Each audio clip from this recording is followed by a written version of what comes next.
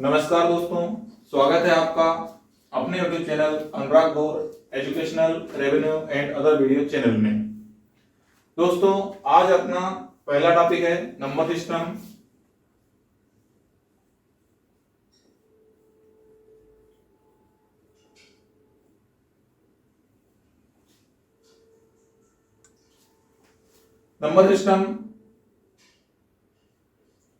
Number system के बारे में वैसे आप सभी को आइडिया होगा, फिर भी अपन इसको, क्योंकि आज अपना पहला चैप्टर है इसलिए अपन बेसिक से स्टार्ट करेंगे।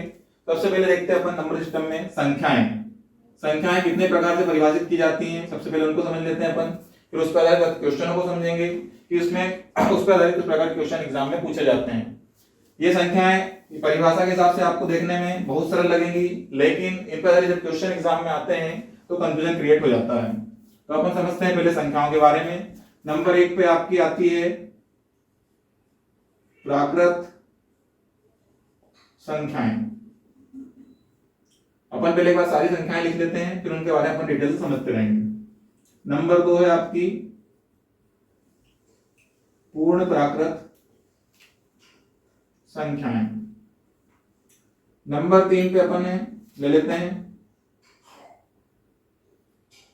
पूर्णांक संख्याएं। नंबर 4 पे अपन ले लेते हैं सम संख्याएं। नंबर 5 विषम संख्याएं। नंबर 6 भाज्य संख्याएं। नंबर 7 अभाज्य संख्याएं। ठीक है, तो इनके बारे में थोड़ा डिटेल में समझ लेते हैं अपन, फिर इस वाले क्वेश्चनों को समझेंगे। नंबर 1 पे अपन ने लिखी है प्राकृत संख्याएं। प्राकृत संख्याएं जो भी संख्याएं, देखिए अपन जो भी परिभाषा लिखेंगे पुस्तक से थोड़ी हटके लिखेंगे ताकि अपने को समझने में आसानी रहे। पुस्तक में इसे अपने को याद करने की आवश्यकता नहीं है, अपने को समझना है। जो भी संख्याएं गिनती के रूप में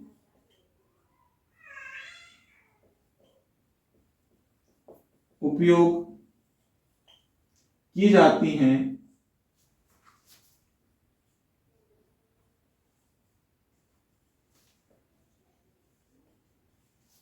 वे संख्याएं प्राकृत संख्याएं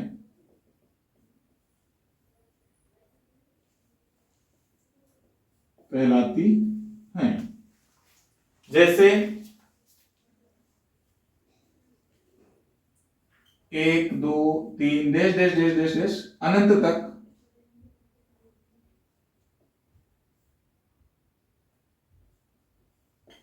तो जो संख्या अपन गिनती के तौर पर लिखते हैं, कुल मिलाकर जो भी अंक अपन लिखते हैं वो अपनी प्राकृत संख्याएं होती हैं। ठीक है, नंबर 2 पे अपन देखते हैं, अपनी 2 नंबर पे लिखी अपन ने पूर्ण प्राकृत संख्याएं। तो पूर्ण प्राकृत संख्याएं क्या होती हैं? यदि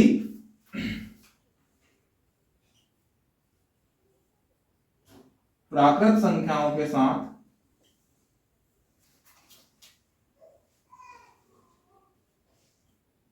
जीरो को भी शामिल कर लिया जाए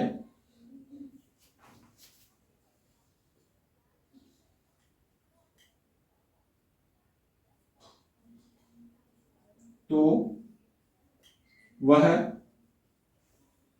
पूर्ण प्राकृत संख्याएं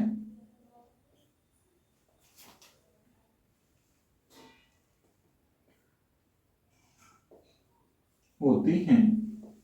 यहां पे निष्कर्ष क्या निकलता है अपना? यहां पे निष्कर्ष ये निकलता है, यदि संख्याओं की शुरुआत 0 से मानी जाएगी तो पूर्ण प्राकृत होंगी, यदि 1 से मानी जाएगी तो ओनली प्राकृत होंगी। ठीक है, अब अगली चीज है अपनी पूर्णांक संख्याएं। पूर्णांक संख्याएं क्या होती हैं? पूर्णांक का मतलब ये होता है अपन कोई भी संख्या लिखते हैं तो वो या तो धनात्मक पूर्णांक होती है या ऋणात्मक पूर्णांक होती है। ठीक है, तो धनात्मक पूर्णांक और ऋणात्मक पूर्णांक को अपन समझते हैं, जैसे कोई भी संख्या अपन लिखते हैं,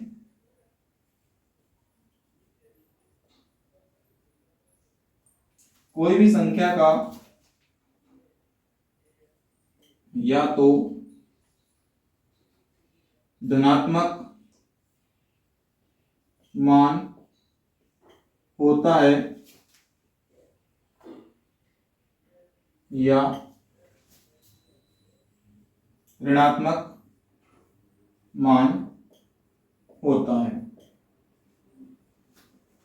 मतलब जैसे 1 2 3 4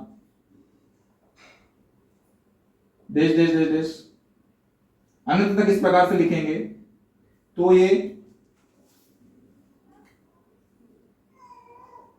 धनात्मक पूर्णांक होंगी,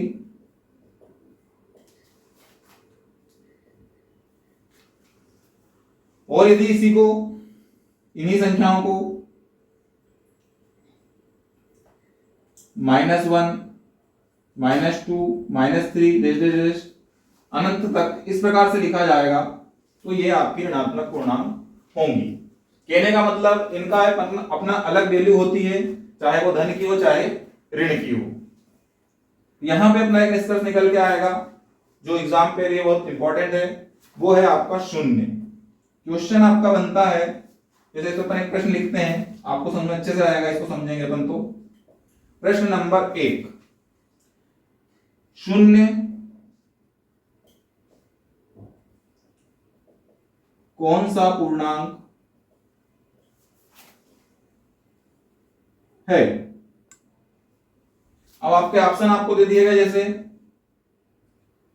ए नंबर पे दे दिया धनात्मक, बी नंबर पे दे दिया आपको ऋणात्मक, सी नंबर पे दे दिया आपको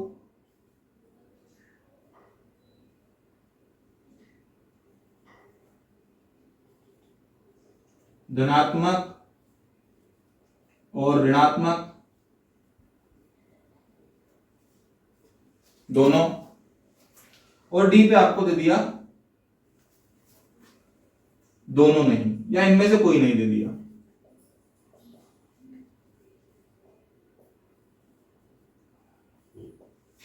अब यहां पे कंफ्यूजन क्या होता है, जैसे अपन ने इबारत में क्या लिखा है, पूर्ण संख्या की इबारत में अपन ने क्या लिखा है, कोई संख्या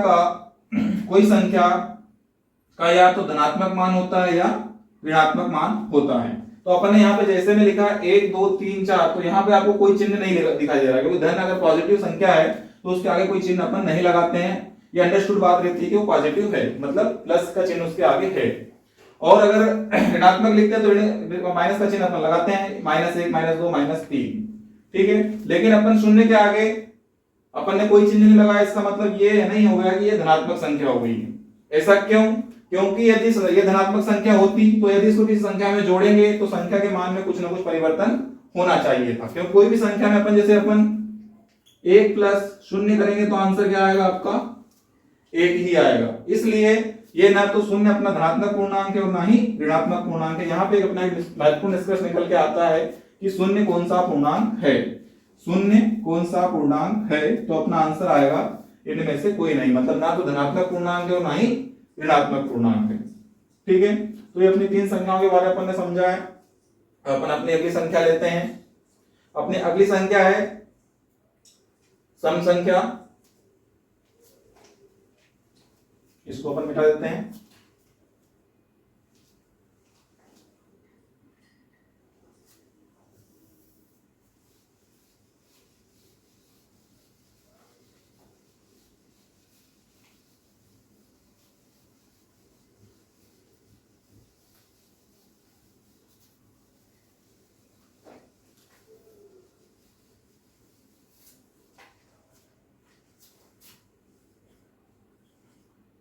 सम संख्या, अपन सम संख्या के बारे में समझ लेते हैं। अपन सम संख्याएं, यदि किसी संख्या में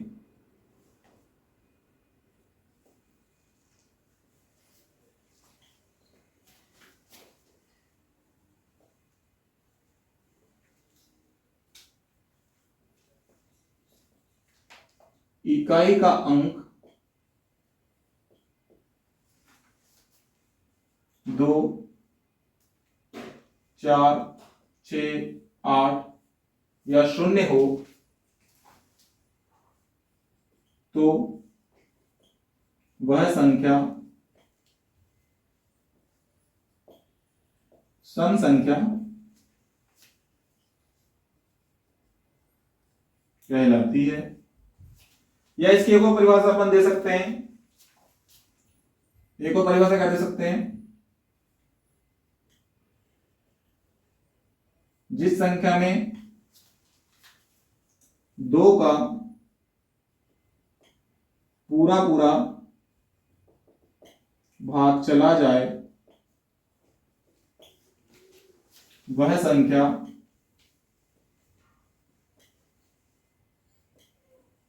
सम संख्या कहलाती है।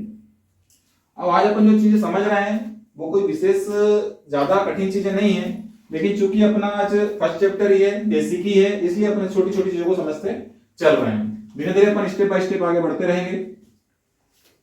ठीक है, इसमें एग्जांपल अपन देखें, जैसे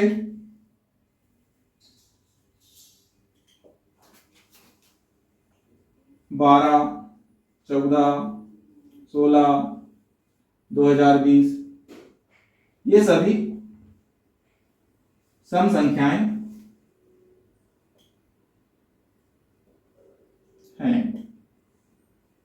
हैं तो क्यों है ये अपने को क्लियर होना चाहिए, क्योंकि अपने ऊपर 2 डिफरेंस अपन ने लिखी है। यदि ये संख्या में इकाई का अंक 2, 4, 6, 8, 0 हो तो वह संख्या सम संख्या कहलाती है। तो अपने यहाँ पे देख लो 2, 4, 6, 0 मतलब ये सब सम संख्याएं हैं। और अगर अपन इस परिभाषा के अनुसार देखें, जिस संख्या में 2 का पूरा पूरा भाग चला जाए वह संख्या सम संख्या कहलाती है। तो अपन इसमें 2 का भाग देंगे तो सब में 2 का भाग चला जाएगा, तो ये अपनी क्या हो जाएगी, अपनी सम संख्या हो जाएगी। ठीक है, सम संख्या हो गई अपनी। अब अपन देखते हैं विषम संख्या।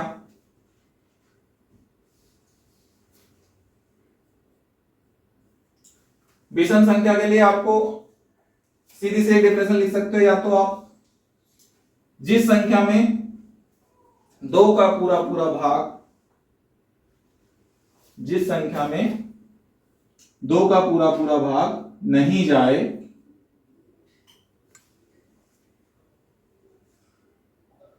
वह संख्या विषम संख्या कहलाती है। ठीक है, जिस संख्या में 2 का पूरा पूरा भाग नहीं जाए वह संख्या विषम संख्या कहलाती है। जैसे 1, 3, 5, 17, 19 ये सभी क्या हुई, आपकी विषम संख्या होंगी। ठीक है, विषम संख्या होंगी। फिर अपनी भाज्य और अभाज्य संख्या की, तो अभाज्य और भाज्य संख्या के बारे में पहले भी समझा चुका हूं, इसकी लिंक आपको डिस्क्रिप्शन बॉक्स में मिल जाएगी। ठीक है, तो अपन इन संख्या पर आधारित प्रश्नों को समझ लेते हैं। इस पर आधारित प्रश्न क्या बनेंगे, मतलब ऐसा देखने में तो बहुत इजी लग रही है चीजें। ठीक है,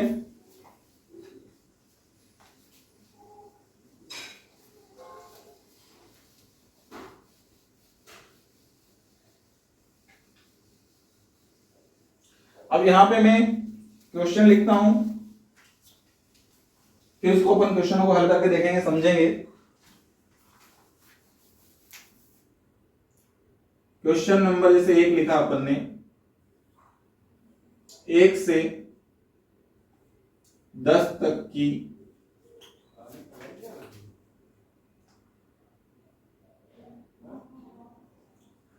सभी प्राकृत संख्याओं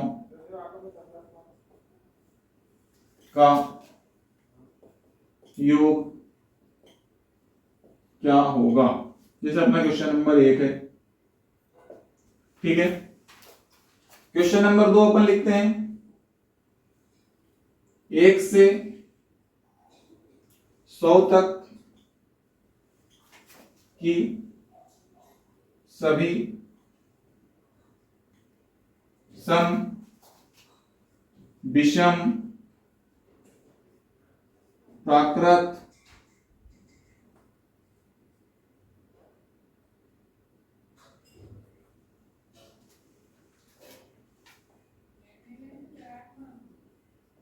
संख्याओं का योग क्या होगा। अब मैंने दूसरे क्वेश्चन में 3 क्वेश्चन एक साथ लिख दिए, मान के चलिए आप, ठीक है। अब चूंकि अपने को जब तक सम, विषम, प्राकृत संख्याओं के बारे में पता नहीं होगा तो अपने क्वेश्चन को सॉल्व नहीं कर पाएंगे। अपन ने भी परिभाषा में इनको समझ लिया है कि क्या होता है। अब इनका अपन योग निकालना सीखते हैं। अब यहाँ पे योग लगाने के लिए आपको मैं एक ऐसा फार्मूला बताने वाला हूं, चाहे वो सम हो, विषम हो, प्राकृत हो या पूर्ण प्राकृत हो, कोई भी संख्या हो, सभी के लिए अपन एक ही फार्मूले से सभी का योग निकाल सकते हैं। वो फार्मूला है अपना, सबसे पहले लिखते हैं अपन सम, विषम, प्राकृत, पूर्ण प्राकृत,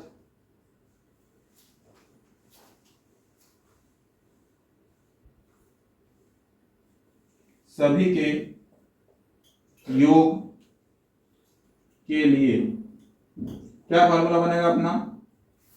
फार्मूला है सिंपल सा, n/2 a + a। ये आपका क्या हो गया, फार्मूला हो गया, ठीक है।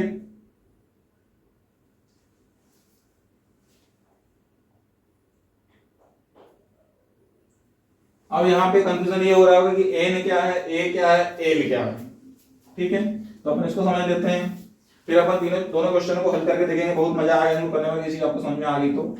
और आगे भी ये कुछ चीज बहुत काम में आने वाली है, क्योंकि इसका उपयोग आपको एवरेज में ही पूरा फायदा इसको मिलेगा। अपना दूसरा चैप्टर पढ़ेंगे, ठीक है। देखिए, तो यहाँ पे a का मतलब तो हो गया आपका प्रारंभिक पद,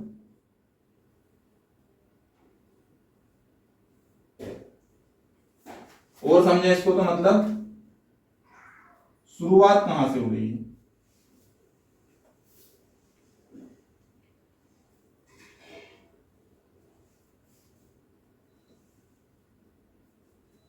ठीक है। फिर अपना आ गया जैसे एल मतलब क्या है यहाँ पे अपना अंतिम पद। अंतिम पद आपका आ गया, मतलब आखिरी संख्या आपकी क्या लेना है आपको।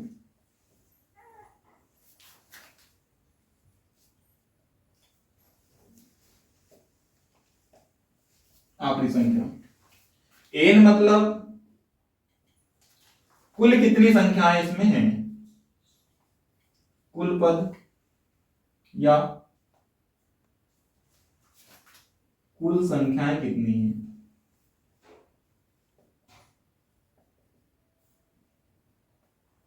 ठीक है, ये चीज आपको समझना बहुत इंपॉर्टेंट है, क्योंकि इस तरह क्वेश्चन आते हैं और बहुत कंफ्यूजन करके क्वेश्चन आते हैं। जब तक ये चीज क्लियर नहीं हो पाएगी, इस तरह क्वेश्चन नहीं हो पाएंगे। क्योंकि आज बेसिक ही टाइप का है तो मैं इसमें सरल क्वेश्चन ही पूछा हूं आपसे, मतलब ज्यादा डिफिकल्ट क्वेश्चन नहीं बताए हैं। लेकिन धीरे धीरे अपन इसको अपडेट करेंगे और क्वेश्चन भी लेवल भी इनका बढ़ता जाएगा। तो सबसे पहला क्वेश्चन अपन देखते हैं क्या है अपना, 1 से 10 तक की सभी प्राकृत संख्याओं का योग क्या होता है या क्या होगा।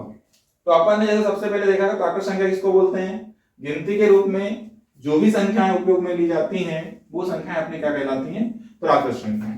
तो अपन क्वेश्चन नंबर 1 को अपने फार्मूले में फिट करते हैं। जैसे तो मान लो क्वेश्चन नंबर 1 के अनुसार, आपका ए हो गया 1, एल हो गया 10, और चूंकि 1 से 10 तक सभी ले रहे हैं, अपन छोड़ कुछ भी नहीं रहे हैं, प्राकृत संख्याएं बोली है इसलिए, तो एन भी आपका क्या हो गया 10। अब सिंपल था, इसको अपने फार्मूले में फिट करना है बस। 10/2 1 + n, ये काट दो अपन इसको, 2 पंजे 10 5 बार कट गया आपका, और इंटू 11 बराबर क्या आ गया अपना 55। मतलब पहला क्वेश्चन तो अपना बहुत ही इजी था, इसमें कोई दिक्कत वाली बात नहीं थी अपने को। लेकिन दूसरा क्वेश्चन है जो इसमें थोड़ा सा लॉजिक है, डिफिकल्ट तो नहीं है। अगर सम विषम प्राकृत के चीजों को आप समझ गए हैं, प्राकृत संख्याओं के बारे में समझ गए हैं, तो इसमें भी आपको समस्या होने वाली नहीं है। तो अपन देखते हैं अपना अगला क्वेश्चन। इसमें 3 क्वेश्चन है, तो सबसे पहले अपन देख लेते हैं इसमें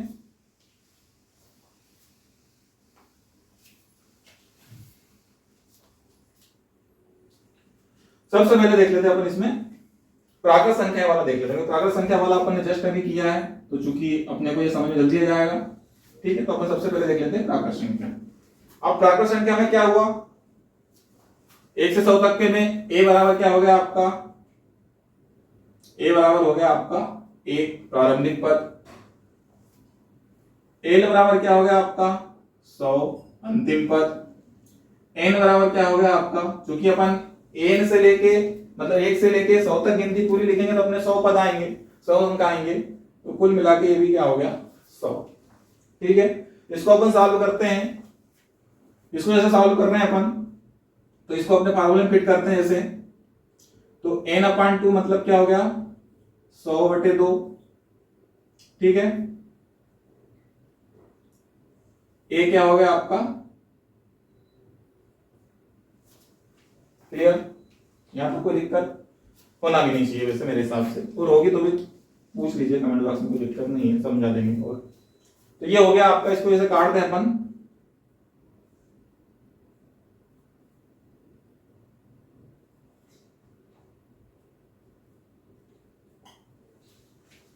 ठीक है।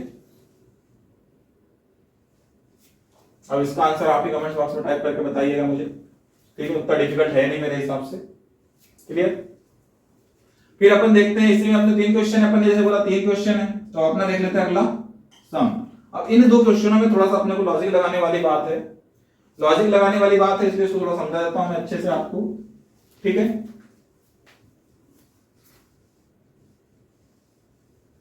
ये फार्मूला समझ में आ ही गया होगा, मैं इसको मिटा देता हूं।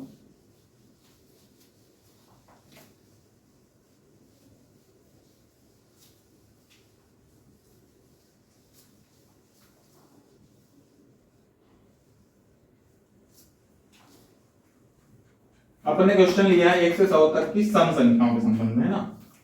अब अभी सम संख्याओं की परिभाषा से आपको बताई, क्या बताई मैंने, यदि किसी संख्या में 2 का पूरा पूरा भाग चला जाए तो वो अपनी संख्या क्या कहलाती है, सम संख्या कहलाती है, ठीक है। तो सम संख्या अगर कहलाती है तो अपने को यहाँ पे देखना यह है कि जैसे 1 से लेके अपन 2 3 ऐसे, चूंकि वहां एग्जाम में लिखने तो नहीं बैठेंगे, अगर इबारत टाइप में इसमें आया 60 में तो इस टाइप से आएगा फिर, ठीक है। अपन समझते हैं इसको। अब देखिए अपना पहला क्वेश्चन सम का योग से अपने पूछता है, ये क्वेश्चन इस टाइप से पूछा जा सकता था आपसे, ठीक है। अगर इबारत न देके ऐसा ही बोला तो इसमें आपको समझ में आना चाहिए कि आपसे क्या पूछना है यहाँ पे 4 आ, ठीक है। तो सबसे पहले आपका देखना अपने को कि पहला पद, चूंकि अपने 1 से 100 तक की सम संख्या पूछी है, तो अपना पहला पद अब यहाँ पे 1 नहीं होगा, क्या होगा अपना पहला पद 2, क्योंकि पहली सम संख्या क्या होती है आपकी 2 होती है, क्लियर। अब एल तो अपना सिंपल सा दिख रहा है, अपने कोई दिक्कत वाली बात नहीं है, क्या है यहाँ पे एल 100 है, अंतिम पद वही है, कोई दिक्कत नहीं है,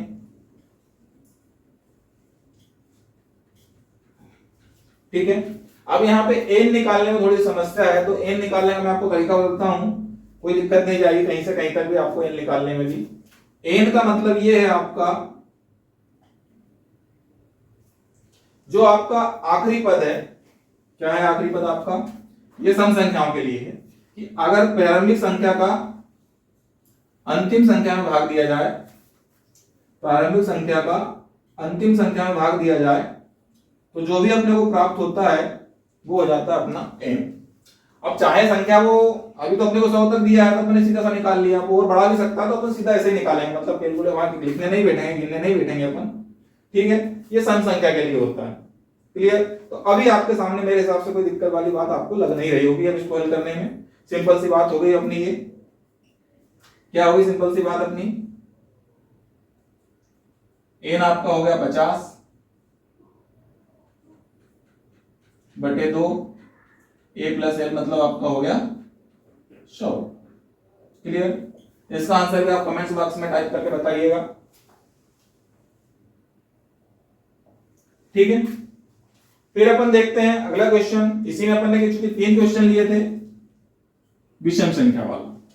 ठीक है, अब अपन देखते हैं विषम संख्या। विषम संख्या में थोड़ा सा चेंजेस रहेगा इसमें, लेकिन फार्मूला यही रहेगा अपना, चाहे वो सम हो, विषम हो, प्राकृत हो, चाहे पूर्ण प्राकृत हो। क्लियर?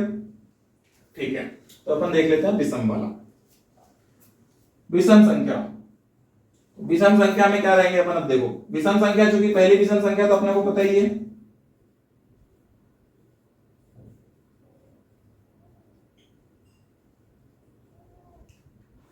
विषम संख्या मतलब ए क्या हो गया आपका 1।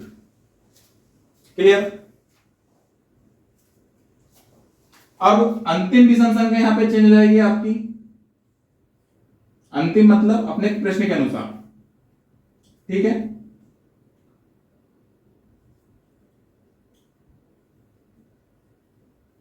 प्रश्न अनुसार एल बराबर क्या हो जाएगा आपका 99, क्योंकि अंतिम संख्या इसमें विषम क्या है अपनी 99। ठीक है, अब विषम संख्या का बोला है तो अपने को यहाँ एल का मान मतलब एन का मान निकालना है, तो एन का मान है कैसे निकालेंगे। यहां पे देखो अपन ने कुछ नहीं किया था, सिंपल से क्या किया था, एल में मतलब फर्स्ट पद में लास्ट पद का भाग देके सॉरी लास्ट पद में फर्स्ट पद का भाग देके एन का मान निकाल लिया था। लेकिन यहां पे क्या करना पड़ेगा अपने को, क्योंकि सम विषम का पूरा खेल 2 के ऊपर डिपेंड करता है, मतलब अपन परिभाषा समझेंगे तो अपने परिभाषा मेन रूप से यही लिखी है कि यदि किसी संख्या में 2 का भाग चला जाए पूरा तो वो हो जाएगी सम, और नहीं जाए तो वो हो जाएगी विषम। ठीक है, तो इस प्रकार क्वेश्चनों में एन का मान निकालने के लिए क्या करना रहेगा अपने को, एन बराबर आपका यहां पे हो जाएगा एल प्लस 1/2, मतलब लास्ट पद में 1 आपको जोड़ना पड़ेगा, जब जाके 2 का भाग जाएगा और जब जाके अपने को एन का मान मिलेगा। क्लियर है? तो यहां पे आपका हो गया एल आपका हो गया 99, 1 2 और बराबर क्या हो गया आपका 50। क्लियर? यहां तक अपन ने देखा इसको। ठीक है, अब अपन इसको भी वही फार्मूला फिट कर लेंगे, अपना फार्मूला वही है 50 बटे 2 1 प्लस 100। क्लियर? इसका आंसर भी आपको कमेंट बॉक्स में टाइप करके बताना है। ठीक है, तो ये आज अपन ने छोटा सा टॉपिक समझा है। ठीक है दोस्तों, तो ये आज अपना नंबर सिस्टम का एक छोटा सा टॉपिक था, अपन आगे भी इसको कंटिन्यू रखेंगे। यदि आप चैनल पे नए हैं, चैनल को सब्सक्राइब नहीं किया तो चैनल को सब्सक्राइब कर लें, बेल आइकन ऑन करें, जिससे हमारे लेटेस्ट वीडियो की नोटिफिकेशन आपको सबसे पहले मिल सके। धन्यवाद।